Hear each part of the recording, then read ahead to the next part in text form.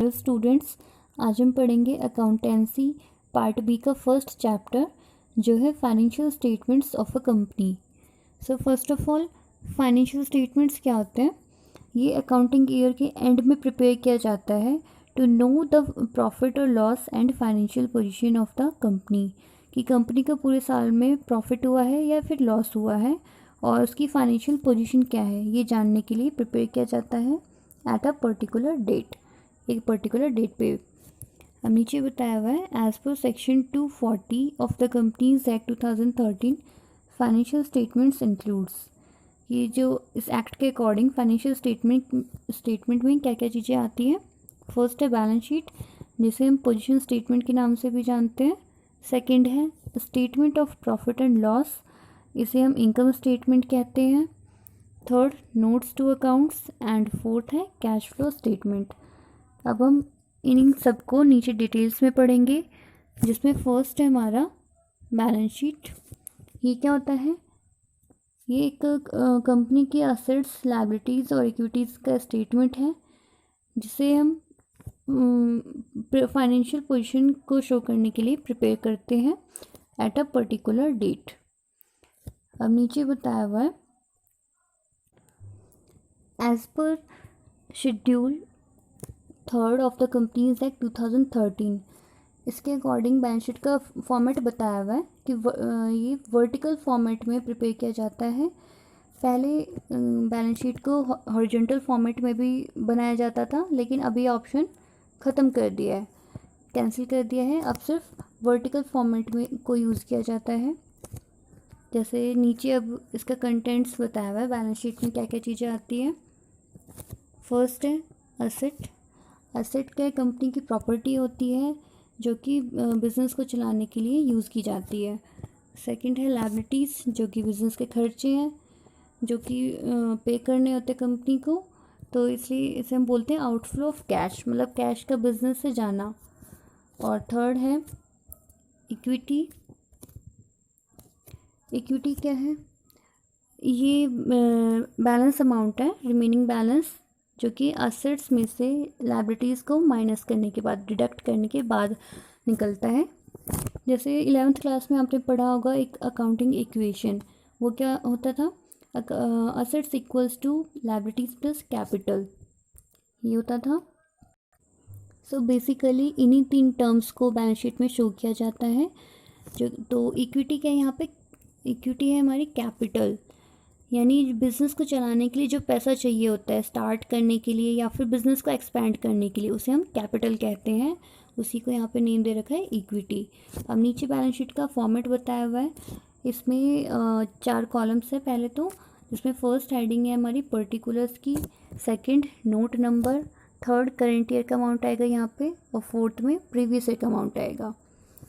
अब इसके अंदर 2 मेन हेडिंग्स बताई गई है। फर्स्ट है इक्विटीज़ एंड लायबिलिटीज़ की, और सेकंड है हमारा ये असेट्स का। तो ये दोनों मेजर हेडिंग्स हैं, और इन्हीं की ही नीचे सब हेडिंग्स बताई गई है। जैसे इक्विटीज़ एंड लायबिलिटीज़ में है हमारा first share holder funds, second है शेयर एप्लीकेशन मनी, थर्ड है नॉन करंट लायबिलिटीज़, और फोर्थ है हमारा करंट लायबिलिटीज़। इन सबको हम नीचे डिटेल्स में पढ़ेंगे, और नीचे हम इसका क्या करते हैं? टोटल करते हैं इक्विटीज़ एंड लायबिलिटीज़ का, जो कि किसके इक्वल आना चाहिए? असेट्स के टोटल के इक्वल आना चाहिए।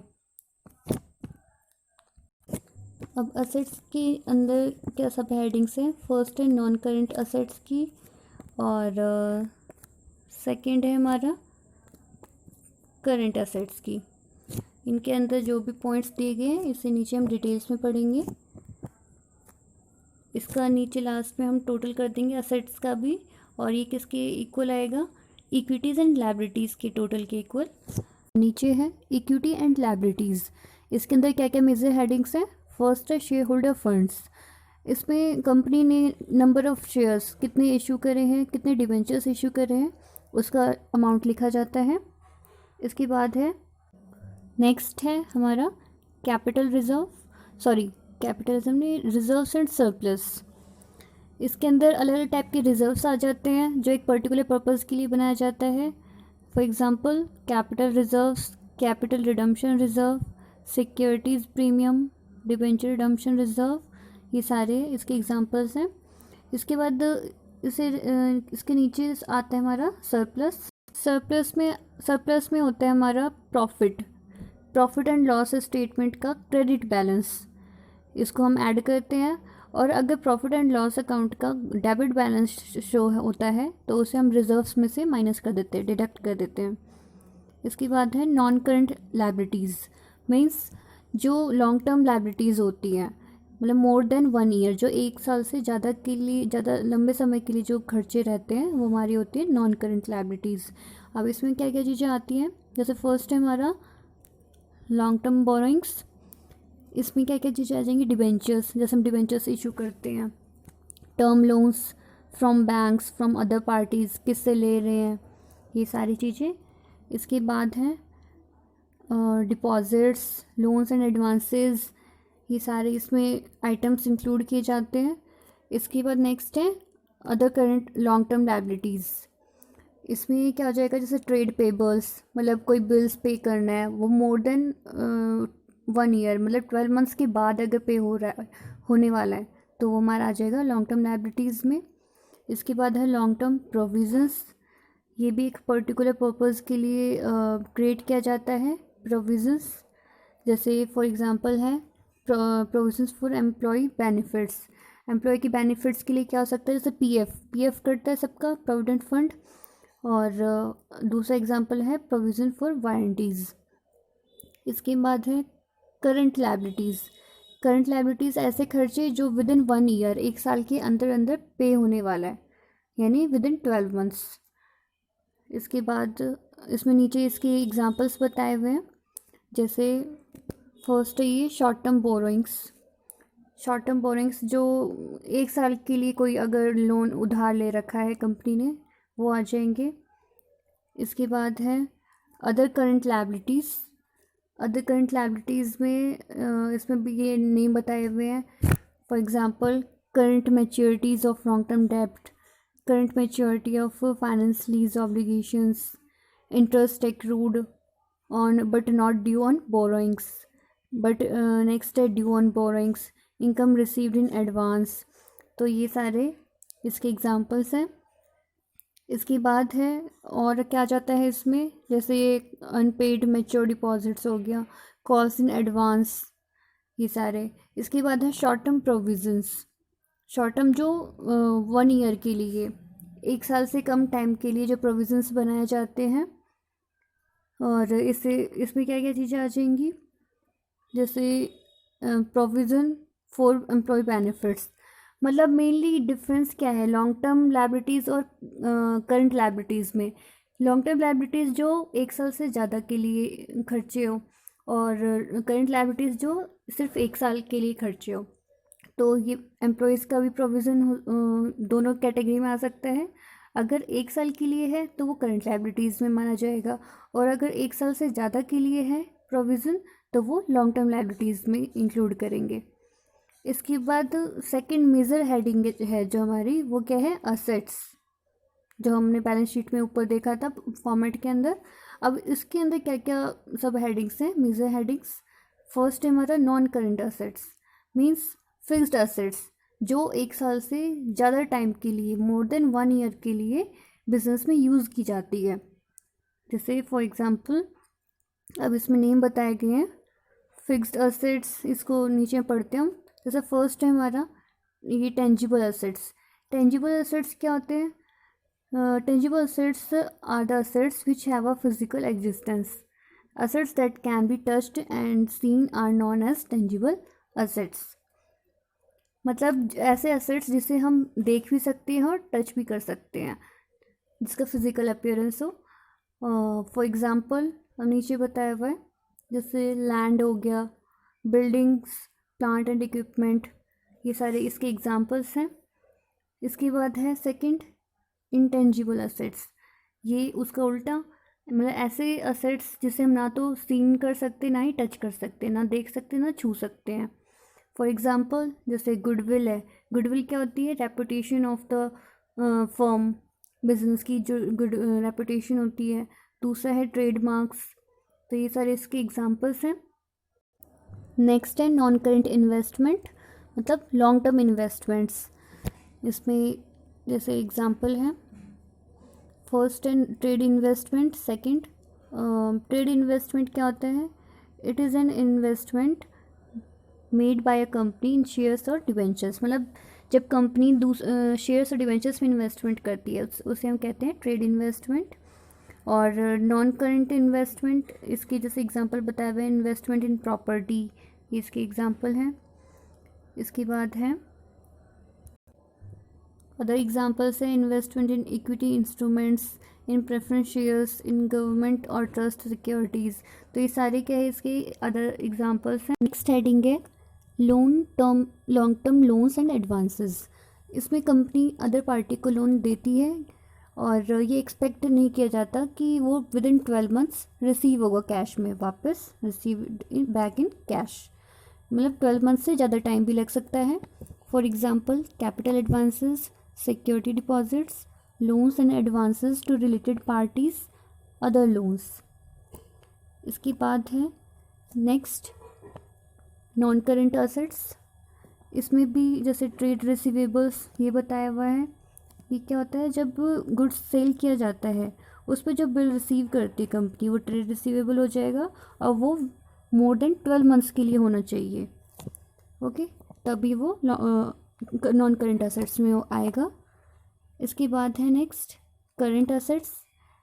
इसमें कैश आता है हमारा, या फिर ऐसे असेट्स जो कि with in 1 year, with in 12 months में कैश में कन्वर्ट हो जाएगा। ओके, नेक्स्ट है हमारा इसके बाद करंट इन्वेस्टमेंट्स। ये भी 12 मंथ्स के लिए इन्वेस्टमेंट की जाती है और इसमें कंपनी क्या करती है, शेयर्स या फिर डिवेंचर्स में इन्वेस्टमेंट करती है 12 मंथ्स के लिए। For example investment in equity instruments, in preference shares, in government और ट्रस्ट सिक्योरिटीज़, इन डिवेंचर्स और बॉन्ड्स, म्यूचुअल फंड्स एट्सेट्रा, ये सारे इसके एग्जांपल्स हैं। नेक्स्ट टॉपिक है इन्वेंट्रीज यानी स्टॉक। स्टॉक इसमें भी आ जाएंगे points, raw materials, work in progress, finished goods. ये सारे पॉइंट्स आपने ऑलरेडी 11th क्लास में पढ़ रखा है, इवन ये चैप्टर आपने पढ़ रखा है, इसलिए सारे पॉइंट्स आपके इसमें कवर अप हो चुके हैं, तो ज़्यादा प्रॉब्लम नहीं होगी। इसके बाद है next trade receivables. Current, bracket में करंट लिखा हुआ है, इसका मतलब ऐसे रिसीवेबल्स जो कि 1 ईयर के लिए हो, विद इन 12 मंथ्स में वो कैश में कन्वर्ट हो सके। नेक्स्ट है हमारा इसके बाद कैश एंड कैश इक्विवेलेंट्स, मतलब कैश भी आता है हमारा करंट एसेट में, और कैश इक्विवेलेंट्स का मतलब क्या है कि जो कैश में कन्वर्ट होने वाला है विद इन 12 मंथ्स। नेक्स्ट है जैसे इसमें एग्जांपल बताया हुआ है, बैलेंसेस विद बैंक्स, बैंक्स में कैश डिपॉजिट है, cheques, cash in hand, company के पास करेंटली कितना कैश है, अदर्स आ जाएगा। नेक्स्ट है short term loans and advances, ऐसे लोन्स जो कि 12 मंथ्स के लिए दिया गया हो। ओके, नेक्स्ट है अदर करेंट असेट्स, इसमें भी अलग टाइप के आ जाएंगे। फॉर एग्जांपल जैसे टेबल फॉर्म में बताया हुआ है करंट इन्वेस्टमेंट है, इसकी मेन हेडिंग क्या है, असेट्स, और सब हेडिंग है कैश एंड कैश इक्विवेलेंट्स। इसके बाद ये अदर बहुत सारे एग्जांपल्स बताए हुए हैं, जैसे डेफर्ड टैक्स लायबिलिटी है, इसकी मेन हेडिंग हो गई इक्विटी एंड लायबिलिटी, और सब हेडिंग हो गई करंट नॉन करंट लायबिलिटी। ऐसे ही सारे एग्जांपल्स बताए हुए हैं। इसके बाद करेंगे अब तक जो हमने पॉइंट्स पढ़े हैं, फिर चाहे वो लॉन्ग टर्म असेट्स में हो या फिर करंट असेट्स में हो, वो सेम पॉइंट्स हैं, बस डिफरेंस किसका है, टाइम पीरियड का, कि अगर 12 मंथ से ज़्यादा का टाइम पीरियड है, मोर देन 1 ईयर, तो वो हमारा लॉन्ग टर्म असेट्स में आ जाएगा यानी नॉन करंट असेट्स में। और अगर विद इन 12 मंथ्स का टाइम पीरियड है यानी 1 ईयर का, जो कि 1 ईयर के अंदर अंदर कैश में कन्वर्ट हो जाए, तो वो हमारा करंट असेट्स में आ जाएगा। ओके, अब नेक्स्ट हम करेंगे statement of profit and loss.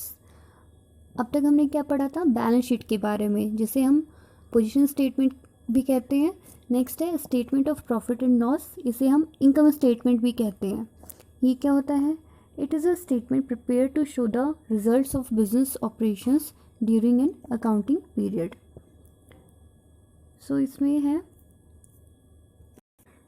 इसमें बिजनेस की में जो एक्टिविटीज़ हुई है उसका क्या रिजल्ट रहा है उसको शो किया जाता है, और परफॉर्मेंस को शो करते हैं, कंपनी की परफॉर्मेंस को शो करते हैं during an accounting period.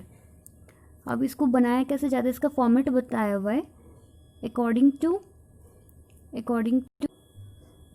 Part second of schedule 3 of the companies act 2013। इसमें भी हमारी main headings and sub headings आ जाती है। इसमें अब फॉर्मेट बताया हुआ है नीचे। सबसे पहले हम क्या लिखते हैं, statement of profit and loss, उसके नीचे डेट आ जाएगी, उसके नीचे अमाउंट किस में हम शो कर रहे हैं, एक जैसे लैक्स में, थाउजेंड्स में वो, और इसके नीचे कॉलम्स क्या क्या आएंगे इस स्टेटमेंट के अंदर। फर्स्ट है पर्टिकुलर्स का, second note number, third current year का अमाउंट आएगा, एंड फोर्थ प्रीवियस ईयर का अमाउंट आएगा, जैसे कि बैलेंस शीट में भी हमने देखा था। इसके बाद है अब इसमें क्या क्या हेडिंग्स इंक्लूड की जाएगी वो बताया हुआ है। जैसे फर्स्ट है revenue from operations, means business activity से जो हमने अर्न किया है, इनकम अर्न करी है वो आ जाएगा। सेकंड है अदर इनकम्स आ जाएगा, और नीचे हम इन दोनों का टोटल कर देंगे, फर्स्ट और सेकंड इन दोनों का टोटल यहाँ पे आ जाएगा। इसके बाद फोर्थ है एक्सपेंसेस, यानी जो खर्चे हुए डे टू डे एक्टिविटीज़ में। इसमें है cost of material consumed, purchases of stock in trade, तो ये सारे हैं। नीचे हम एक्सपेंसेस का टोटल कर देंगे, वो अमाउंट आ जाएगा यहाँ पे। इसके बाद प्रॉफिट बिफोर टैक्स, मतलब टैक्स पे करने से पहले क्या प्रॉफिट कमाया है कंपनी ने, तो वो कैसे निकालेंगे हम। थर्ड हेडिंग यानी इसके टोटल में से हम फोर्थ एक्सपेंसेस के टोटल को माइनस कर देंगे, यहाँ पे लिखा है थर्ड माइनस फोर्थ, और फिर उसमें से हम टैक्स को माइनस करेंगे तो हमारा आ जाएगा प्रॉफिट आफ्टर टैक्स, जो कि 5th माइनस 6th टेबल में बताया हुआ है। इसके बाद नीचे इसके कंटेंट्स को एक्सप्लेन किया गया है कि प्रॉफिट एंड लॉस स्टेटमेंट में क्या क्या कंटेंट्स शामिल होते हैं। जैसे फर्स्ट है हमारा revenue from operations,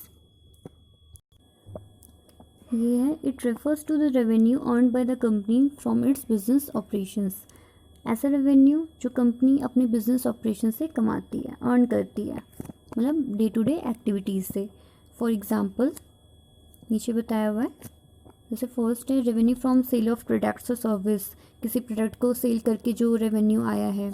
revenue from sale of scrap, कोई पुराना सामान है बिजनेस में, है ना, कंपनी में, तो वो उस स्क्रैप को सेल करके जो रेवेन्यू आया है। नेक्स्ट है अदर इनकम्स, इसमें क्या आएगा, it refers to the revenue earn by the company from activities other than business operations, मतलब ऐसी एक्टिविटीज़ जो कि बिजनेस ऑपरेशन के अलावा होती है, उससे जो रेवेन्यू आता है वो हमारी अदर इनकम में आता है। नीचे अब इसके एग्जांपल बताए हुए हैं, जैसे एग्जांपल्स हैं interest income, dividend income, profit from sale of investments, bad debts recovered, ये सारे इसके एग्जांपल्स बताए हुए हैं। नेक्स्ट है कॉस्ट ऑफ मटेरियल्स कंज्यूम्ड, अब ये क्या है, एक्सपेंसेस, खर्चे हैं कंपनी के, कि जो मटेरियल यूज़ किया जा रहा है प्रोडक्ट को बनाने के लिए उसकी क्या कॉस्ट है, तो उसे कैसे कैलकुलेट किया जाता है। Opening inventory of raw materials plus net purchases of raw materials minus closing inventory of raw materials, तो ये इसका फॉर्मूला है। इसके बाद है fourth purchase of stock in trade, कि स्टॉक को जो परचेज करते हैं उसका खर्चा। It includes goods purchased for resale purpose, ये ऐसे गुड्स होते हैं जो कि रीसेल पर्पस के लिए खरीदे जाते हैं, मतलब खरीद के उसे दोबारा बेचा जाता है। नेक्स्ट है changes in inventories of work in progress, finished goods and stock in trade, इसे कैलकुलेट करेंगे opening inventories minus closing inventories. Next है एम्प्लॉय बेनिफिट एक्सपेंसेस, एम्प्लॉय से रिलेटेड क्या एक्सपेंसेस होंगे? It include all expenses incurred by the company on it's employees, मतलब जब company employ के ऊपर जो भी खर्चा करती है वो इसमें आता है। एग्जांपल वेजेस, सैलरीज, बोनस ये पे किया जाता है एम्प्लॉय को। इसके बाद जैसे लीव इनकैशमेंट, कोई एम्प्लॉय लीव ले रहा है, contribution to employees provident fund, PF cut रहा है एम्प्लॉय का, वो सब शामिल होगा। नेक्स्ट है फाइनेंस कॉस्ट। ये क्या होता है? ऐसी कॉस्ट जो जब कंपनी लोन लेती है, उधार लेती है, उस पर जो कॉस्ट इंकर्ड होती है वो होती है हमारी finance cost. Borrowing cost such as loan processing fees are also included in finance cost. Borrowing cost भी इंक्लूड होता है इसके अंदर। नेक्स्ट है अब 8th है डिप्रिसिएशन एंड अमोर्टाइजेशन एक्सपेंसेस। ये क्या होता है? Depreciation means decrease in the value of asset, मतलब असेट्स की लाइफ टाइम जब कम होती है तो वो अमाउंट किस में इंक्लूड होता है? डिप्रिसिएशन में। इसके बाद है अमोर्टाइजेशन। अमोर्टाइजेशन भी ये भी एक्सपेंसेस है, कॉस्ट है, जो कि इंटेंजिबल फिक्स्ड असेट्स पे चार्ज किया जाता है। डिफरेंस क्या है अमोर्टाइजेशन और डिप्रिसिएशन में? डिप्रिसिएशन टेंजिबल असेट्स के लिए इंकर्ड होता है और अमोर्टाइजेशन इनटेंजिबल असेट्स के लिए इंकर्ड किया जाता है कॉस्ट। नेक्स्ट है अदर एक्सपेंसेस। ऐसे एक्सपेंसेस जो कि ऊपर की जो हेडिंग्स में शामिल नहीं है। For example carriage inwards, outwards, audit fees, insurance charges, ये सब सारे पॉइंट्स आपने 11th क्लास में ऑलरेडी पढ़ा हुआ है। नेक्स्ट है इसके बाद टेबलर फॉर्म में बताया हुआ है। जैसे ऑडिट फीस है, इसकी मेन हेडिंग क्या होगी? एक्सपेंसेस, सब heading other expenses. Wages, salaries, bonus, main heading है इसकी एक्सपेंसेस, सब हेडिंग है एम्प्लॉयज़ बेनिफिट एक्सपेंसेस। इसके बाद है ऐसे सारे एग्जांपल्स बताए हुए ये। इसके बाद आ जाता है जैसे लास्ट में बताया हुआ है इंश्योरेंस, इसकी मेन हेडिंग है एक्सपेंसेस और सब हेडिंग है अदर एक्सपेंसेस। तो ये आपका थ्योरी है इस चैप्टर का, जो कि कंप्लीट आपको रीड करना है और इसे एक तरह से बोल सकते हैं लर्न भी करना है, क्योंकि ये एज इट इज़ ही आपको क्वेश्चन में लिखने होंगे ये पॉइंट्स जो कि याद रखने पड़ेंगे।